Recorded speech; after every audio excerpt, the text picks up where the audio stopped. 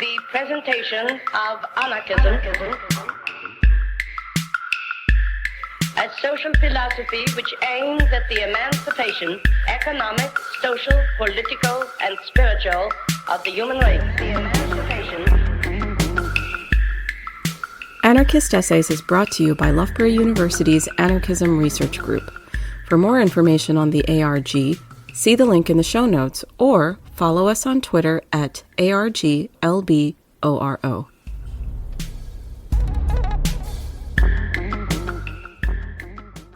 An anarchist approach to addressing housing precarity, implementing anarchist strategies to program efforts for housing justice. This is by Jayne Malenfant and Hannah Brais. Housing precarity is increasingly becoming a highly visible issue across national and international contexts. Across the territories of so-called Canada, state structures dictate what housing stability looks like. Housing precarity within the system is compounded by a capitalist and financialized housing landscape. Notions of housing stability in the context of the Canadian state typically culminate in idealized, individualized participation in the rental market or private home ownership, narrow and commodified forms of housing stock. Many current responses in Canada fail to address the root causes of housing precarity, which are grounded in individualized, white supremacist, heteronormative, settler colonial notions of home. In expecting those who are vulnerable to housing precarity to only participate in market housing, we expect them to participate in the perpetuation of the very system leading to their housing precarity in the first place. We wish to examine a key approach adopted across the Canadian state which tries to combat individualized responsibility for housing stability, a human rights-based framework outlined in the recent Canadian National Housing Strategy, or the NHS. The NHS claims that, quote, a rights-based approach to housing will ensure that responses prioritize the most vulnerable Canadians, including women and children fleeing family violence, Indigenous peoples, seniors, peoples with disabilities, those dealing with mental health and addiction issues, veterans, and young adults. Despite this aim, mobilized uncritically, a shift to rights-based housing programming and advocacy can also fail to address the underlying causes of housing precarity. While fostering the right to housing may be one way to move past the systemic perpetuation of housing precarity by the state of Canada, we exercise caution towards the inherent justice or effectiveness of a human rights framework. Instead, we explore what alternative approaches grounded in anarchist thought could offer collective responses to housing precarity within Canadian contexts. While the NHS aims to mobilize a rights-based approach, its adherence to market solutions to housing perpetuates the precarity of certain groups. By failing to address precarity's root causes, including systemic discrimination, erasure, pathologization, and marginalization. Many of today's responses to addressing housing precarity continue to rely on market-based solutions, exemplifying idealized trajectories from housing precarity to stability. By perpetuating the commodification of housing and ensuring communities are competing for housing stock, market-based solutions fail to address the capitalist roots of homelessness and housing precarity.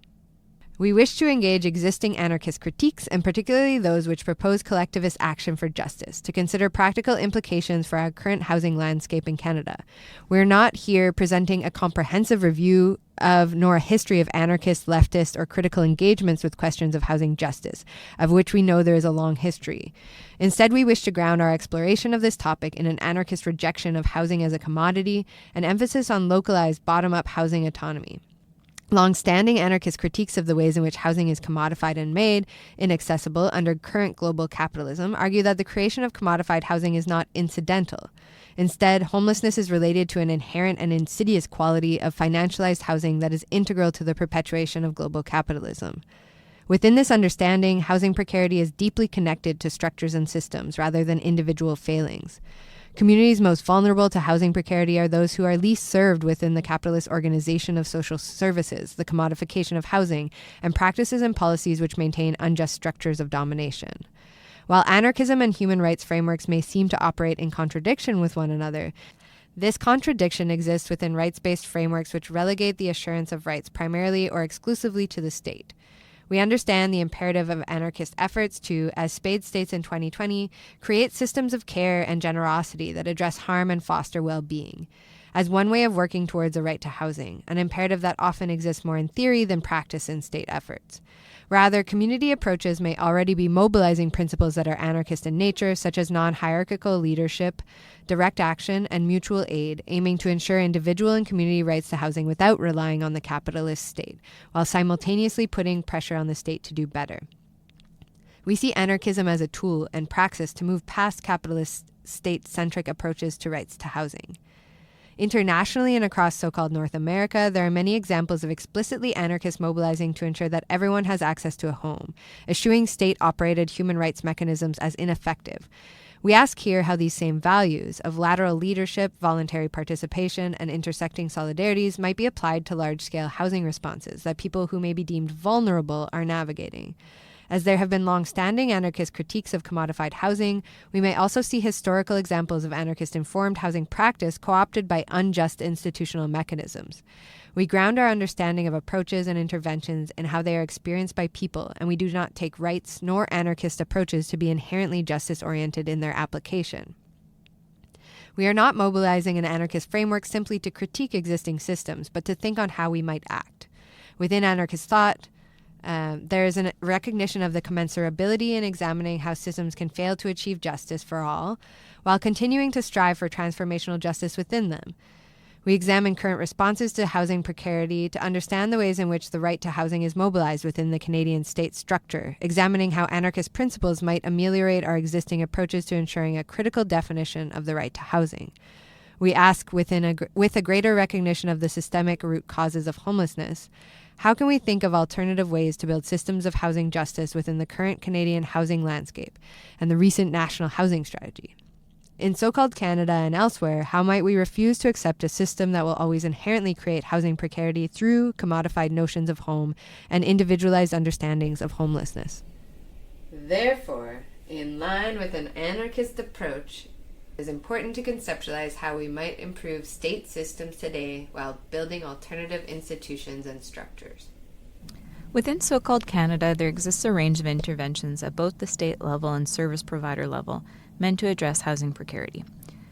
While we challenge these initiatives in their engagement with the subjectivity of housing stability, their complicity of historically oppressive structures and their complacency with housing market structures, we understand that these interventions are useful for some and represent an overall shift towards the realization of the right to housing. We contend that an anarchist housing analysis is in of itself both a means to and an end, and our critique is not meant to deliver an absolute solution to housing precarity, but to entice both intellectual and embodied progress towards something else. The Canadian right to housing has emerged in the context of a national housing strategy designed to address some of the most egregious housing conditions in the country. Despite being the primary response to housing need by the Canadian nation-state, by all accounts, the strategy has failed to render housing more accessible in Canada. In fact, housing affordability has decreased since the strategy was launched in 2019. Further, the Canadian housing strategy and state-led right to housing approach have done little to alter the fundamental sources of housing precarity, whether they are structural causes such as colonialism, racism, or poverty, or the financialization of housing. In addition to the absence of acknowledging and changing these root causes, a right to housing cannot be actualized if it continues to treat housing as a commodity or financial asset. Concretely, the Canadian right to housing has taken on little more than a nominal role legislatively. The processes for engaging the state in rights violations are arduous and labor-intensive. To file a complaint against a violated right to housing, a claim needs to be built as a systemic violation of the right to housing, as in, there has to be sufficient evidence that this is a form of violation to a broader group rather than an individual, and then submitted to the National Housing Advocate. The advocate then brings the complaint to the National Housing Council. Following their review, a recommendation is made to the Federal Housing Minister. Despite the amount of labor required of claimants during this process, no measures of legal accountability enforce the adoption of the recommendations. Additionally, the right to housing is only applied at a federal level, where many legal elements such as tenants' rights or building salubrity standards that define adequate housing are the jurisdictions of provincial or municipal legislation. Within provincial and municipal bodies, there is no recourse for complaints. The Canadian right to housing under an anarchist understanding of housing is far from assuring housing stability. Neither the individual nor the collective under a systemic complaint has any mechanism for addressing their housing precarity or the violation of their housing right, with any mechanism for accountability from the state. Further, in the absence of any accountability or effort on the part of the state towards addressing the root causes of housing precarity, individualized notions of housing precarity will flourish. Additionally, adding to the inaccessibility of the process, the conditions of housing precarity that qualify for recourse under the right are not defined. The subjective measures of housing stability that would need to be addressed, particularly for groups historically prone to housing precarity, are far from considered or recognized.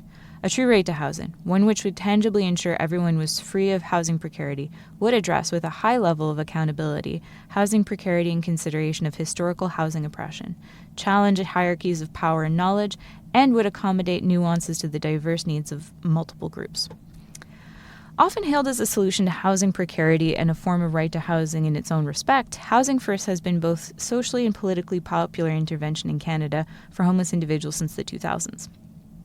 As it relates to the aforementioned NHS, Housing First is one of the many popular models advocated for at the federal level. The Housing First model, put simply, turns the treatment first or transitional housing model of intervention around, where homeless individuals must meet programming deliverables or objectives for being transitioned to autonomous housing. Rather, Housing First, as the name suggests, avoids placing individuals into shelter or transitional housing settings and houses them as soon as possible into autonomous housing with on-site psychosocial accompaniment. The driving logic of the model is that housing should not have to be earned, but is best placed at the forefront of someone's mental health treatment. When evaluating outcomes for Housing First, the model holds up extremely well for being able to stably house individuals experiencing homelessness. In a large Canadian sample, up to 78% of the individuals were able to remain in their allocated Housing First home at 2 years into the program. In addition to its promising outcomes, Housing First is typically far more cost-effective than treatment first options, making it a politically popular choice, even among more conservative political leaders.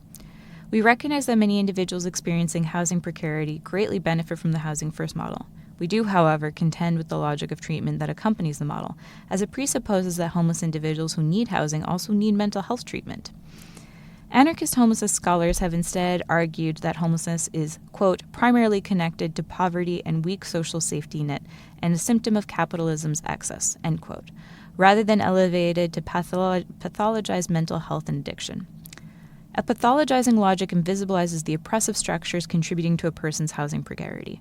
From an anarchist point of view, the dismantling of these structures should lead to the design and attribution of housing. Through these policies and practices of, quote, concealing the state can refuse to accept responsibility for what is ultimately framed as an individual failing. A key element of Housing First that challenges a true right to housing from an anarchist lens is its corroboration with market housing logic.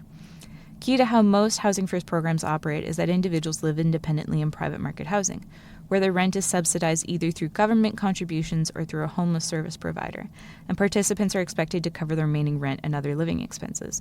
Under this model, an individual is not living with a right to housing, implying an outright entitlement to housing, but rather within a right to pay for housing. Housing First also proposes a solution to housing precarity that continues to place the power in the hands of private market landlords.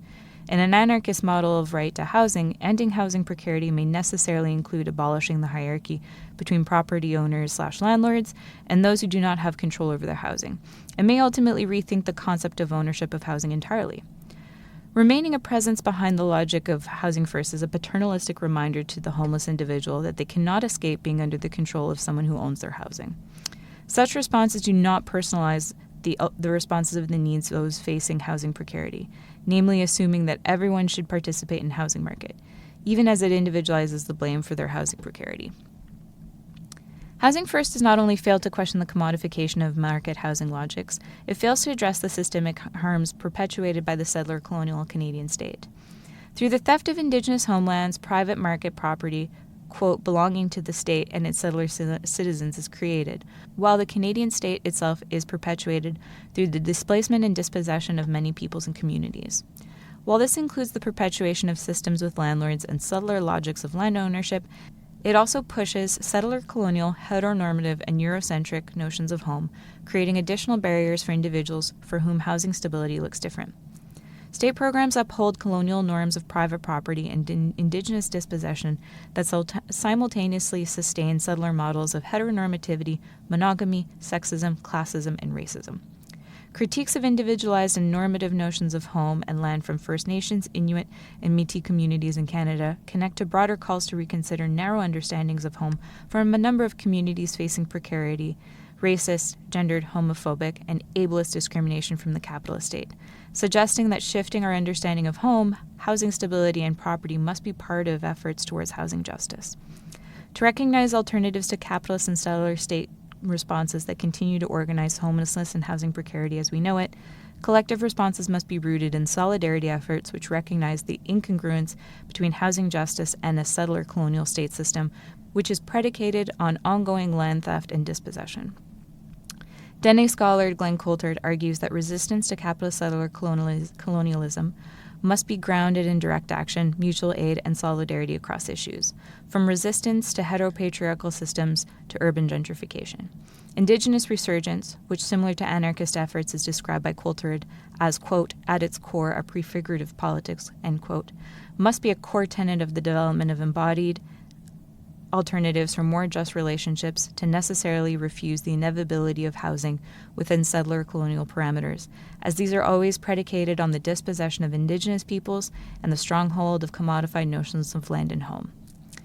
Anarchist critiques of unjust hierarchies, including critiques of human rights frameworks that view the state as the sole arbitrator of rights to housing, help us understand our work towards housing stability in the housing and homelessness sector, even as we understand this sector itself as inherently predicated on unjust hierarchies.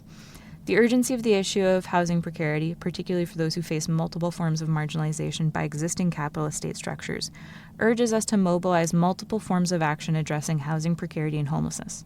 Current approaches to addressing housing precarity in so-called Canada are limited in their adherence to capitalist and financialized housing market solutions. Shift towards assuring a home for all must be done outside of normative understandings of home that perpetuate systemic racism, colonialism, and inequity, but rather focus on broader notion of agency, solidarity, and action to shift systems towards just futures. While we recognize the inherent injustice in programming that upholds capitalist and settler colonial notions of home, we advocate for a harm reduction approach to state systems, one which recognizes that many who are precariously housed have no choice but to experience capitalist state structures. We must recognize these parameters and take up the work of building imperfect spaces of experimentation as we collectively imagine new futures of housing justice.